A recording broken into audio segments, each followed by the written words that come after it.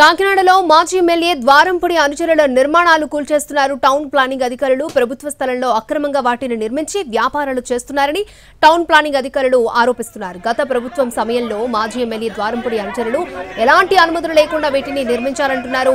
ప్రజల నుంచి ఫిర్యాదులు వచ్చాయని, దీంతో విచారణ జరిపి వాటిని కూల్చేస్తున్నామని చెబుతున్నారు.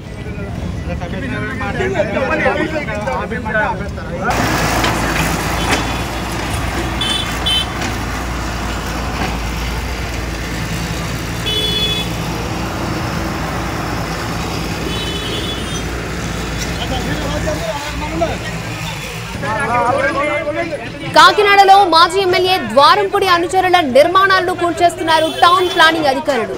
ప్రభుత్వ స్థలంలో అక్రమంగా వాటిని నిర్మించి వ్యాపారాలు చేస్తున్నారని టౌన్ ప్లానింగ్ అధికారులు ఆరోపిస్తున్నారు.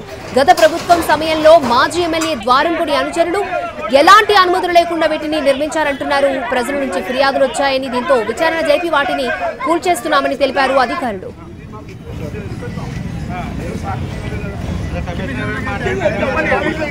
Tapi